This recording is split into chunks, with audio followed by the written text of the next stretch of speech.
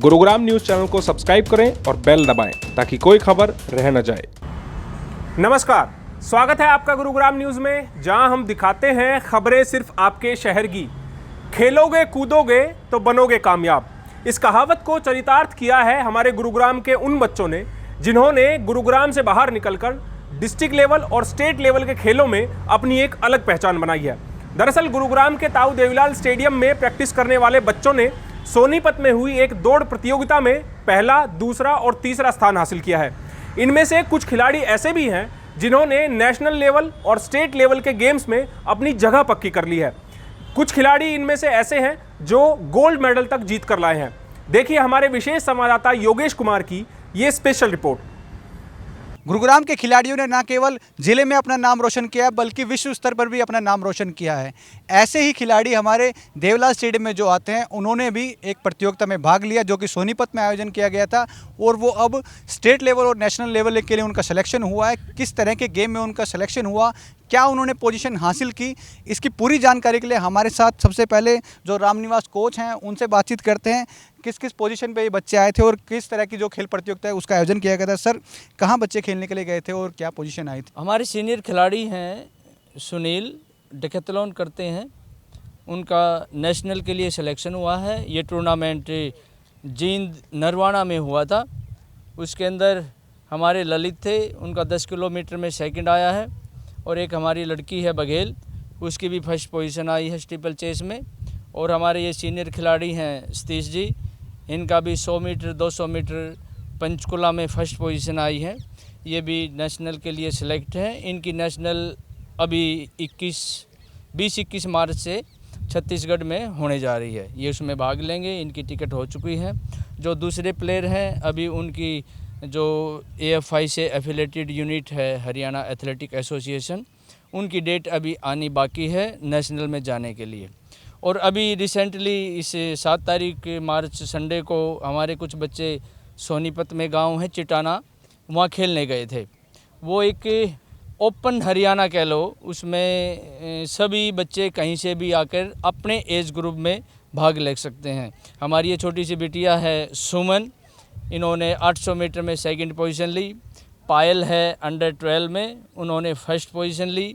और वियान है जिसने 400 मीटर में थर्ड पोजीशन ली।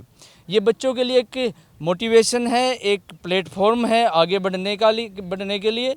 और मैं समझता हूँ ऐसे प्लेटफॉर्म बार बार बच्चों को मिलते रहें तो इनका जो गेम है, कंपटीशन है, उसमें बहुत ज़्यादा सुधार आता है। जब तक बच्चा ये छोटे कंपटीशन, लोकल कंपटीशन बार बार नहीं लड़ता, जिस प्रकार एग्जामिनेशन डेज के अंदर वीकली है, मंथली है, 6 मंथली एग्ज़ाम होते हैं, इसी प्रकार का ये बच्चों को मोटिवेशन के लिए है।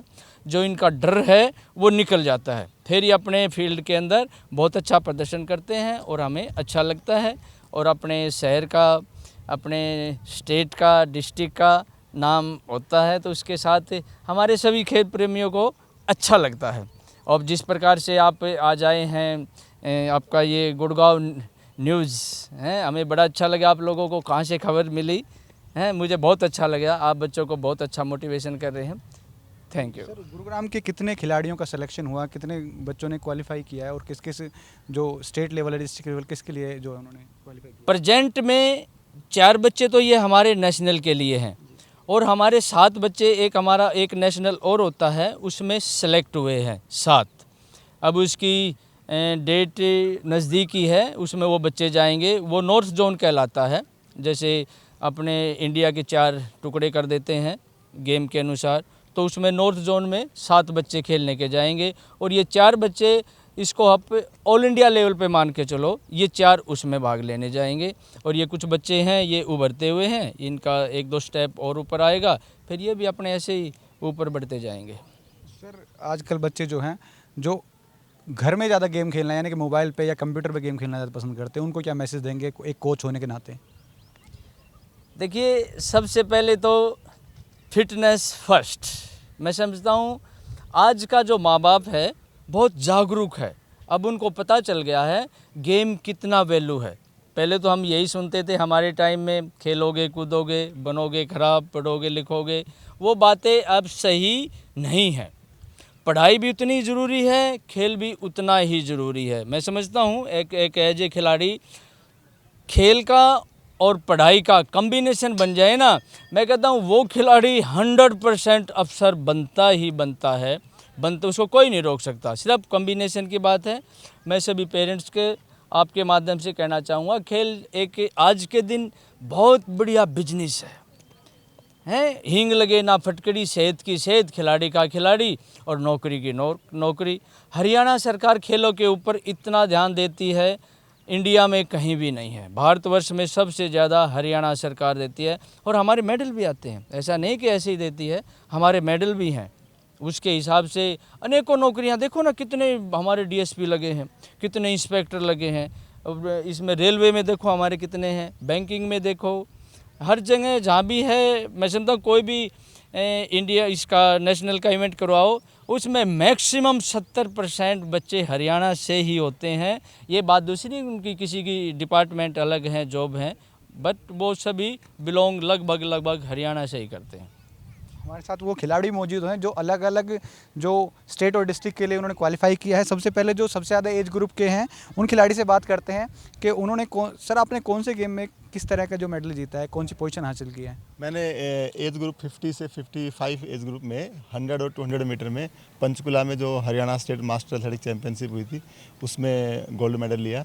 और उसी के बेसिस पे मुझे अब छत्तीसगढ़ में, मतलब ये दिल्ली राजहरा में 21 से 24 मार्च को जो होगी नेशनल चैंपियनशिप, उसमें पार्टिसिपेट करूँगा। सर अक्सर बहुत से लोग जो हैं एक एज फैक्टर, एक एज उम्र आने के बाद गिव अप कर देते हैं, तो आपको क्या मैसेज देना चाहेंगे उन लोगों को जो बहुत जल्दी गिव अप करते हैं अपनी लाइफ से, चाहे वो खेलों से पहले से खेलते हुए आ रहे हैं, बाद में वो हार मान जाते हैं?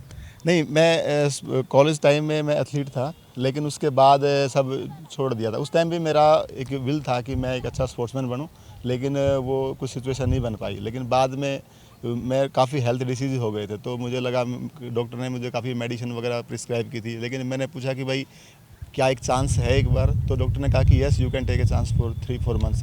तो मैंने फिर खेलना शुरू किया। उसके बाद फिर मैं मास्टर एथलेटिक्स से पता लगा, फिर मैं कोच साहब के पास आया। तो कोच साहब के पास आया तब इन्होंने जिस हिसाब से टेक्निकली और सिस्टमेटिक ट्रेनिंग कराई, तो उससे मुझे मतलब मेरे पुराने ख्वाब दोबारा से रिवाइव हो गए कि मैं इंडिया के लिए खेल सकता हूँ। तो अब मेरा टारगेट ये है कि मैं मास्टर एथलेटिक्स में, जो कि एशिया और वर्ल्ड लेवल पे भी होती है, तो now my dream is to represent my country there and to win some medals at international level. बेटा आप कौन से एज लेवल पे खेल के आए थे और क्या कौन सा मेडल जीता आपने? मैं अंडर 10 में खेला था, वहाँ पे मैंने ब्रॉन्ज मेडल लिया था। और आपने? मैंने अंडर 12 में गोल्ड मेडल लिया था। गेम कौन सा था? 200 मीटर का। अच्छा, आप कैसा लग रहा है आप मेडल जीत के? मेरे को बहुत अच्छा लग रहा है। अच्छा, बहुत से बच्चे जो होते हैं घर पे वीडियो गेम और कंप्यूटर पे गेम खेलना ज़्यादा पसंद करते हैं, फिर आपका मन कैसे किया कि ग्राउंड में जाके भाग दौड़ करनी है, एथलीट बनना है? तो फिर इंडिया के लिए कुछ करना है तो फिर वो बाहर आके करना चाहिए, क्योंकि घर में बैठ के तो फिर फिटनेस नहीं होती ना। अच्छा, उन बच्चों को क्या मैसेज देना चाहोगे जो अक्सर वीडियो गेम के लिए रोते रहते हैं घरों पे, वो खेलते नहीं है, बाहर ग्राउंड में नहीं खेलते? तो मैं कहना चाहूँगी कि उनको घर में नहीं खेलना चाहिए, बाहर आके खेलना चाहिए, क्योंकि बाहर फिटनेस भी होती है। आप कौन से जो गेम में खेल के आए हैं और कौन सा मेडल आपने हासिल किया है? मैंने सिल्वर मेडल हासिल किया है और मैं अंडर 19 में 800 मीटर में पार्टिसिपेट किया था मैंने, और सर की हेल्प की वजह से, सर ने इतनी प्रैक्टिस कराई थी, इसलिए मेरे को मेडल मिला। अच्छा, एक सवाल सभी माँ बाप के जहन में कि खेलते हैं तो बच्चे पढ़ाई में ध्यान नहीं देते हैं, वो बैलेंस कैसे बना पाते हैं? आप तीनों जो हैं अच्छा मेडल जीत के हैं, आपके अलावा और भी जो खिलाड़ी हैं वो भी? नहीं, ऐसा नहीं है, क्योंकि सुबह आते हैं जल्दी, फिर बीच में टाइम रहता है पढ़ने का और रात में भी टाइम मिलता है पढ़ने का। तो उन माँ बाप को क्या मैसेज देना चाहेंगे जिनके मन में ये वहम रहता है कि अगर खेल में रहेंगे तो पढ़ाई पे ध्यान नहीं दे पाएंगे? नहीं, ऐसा कुछ नहीं है, क्योंकि मेरे पेपर अभी ख़त्म हुआ है तो फिर मैं पूरा टाइम दे पाती स्टडीज़ को भी और अपनी प्रैक्टिस को भी। ये वो खिलाड़ी हैं जो अलग अलग लेवल के लिए, चाहे स्टेट लेवल और डिस्ट्रिक्ट लेवल हो, उनको क्वालिफाई किया है और अब इनका सपना है कि वो इंडिया के लिए खेलें। और उन लोगों के लिए ये बहुत बड़ा उदाहरण है जो अक्सर सोचते हैं कि अगर बच्चे को खेल में अगर उन रुचि रखेंगे तो पढ़ाई में ध्यान नहीं देंगे, और उन नन्हे बच्चों का सपना देखिए कि वो अब जब डिस्ट्रिक्ट और स्टेट लेवल के लिए क्वालिफाई कर रहे हैं तो अब उनका मन है कि वो आगे चल के इंडिया के लिए खेलें। हमारे हरियाणा के अलग अलग जिलों में हुए इन गेम्स में ना केवल बच्चों ने अपना करतब दिखाया है, बल्कि उम्र की एक सीमा को तोड़कर भी कुछ ऐसे खिलाड़ी भी हैं जो 50 साल की उम्र से ज़्यादा होने के बावजूद अपनी एक अलग पहचान बनाते हैं और ऐसे गेम्स में विजेता बनकर लौटते हैं। मैं उत्तराखंड स्टेट के खेल का आया हूँ 21 फरवरी को। वहाँ 3 किलोमीटर वॉक में यानी 3000 मीटर वॉक में फर्स्ट, 1500 मीटर दौड़ में फर्स्ट और 800 मीटर दौड़ में सेकंड। और वहाँ बड़ा अच्छा लगा, बड़ा प्यार मिला।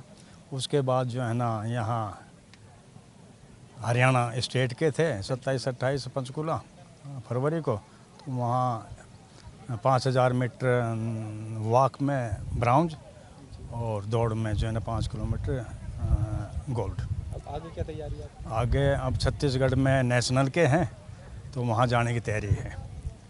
अच्छा, इस एज में अक्सर जो है लोग अपने आप को बुढ़ापे में मानते हैं कि बुढ़ापा आ गया, आप बैठ जाएं घर पे। सर ऐसा है, मैं इसलिए दौड़ता हूँ, ये मेरे कोच हैं रामनिवास साहब, इनकी देख रेख में करता हूँ।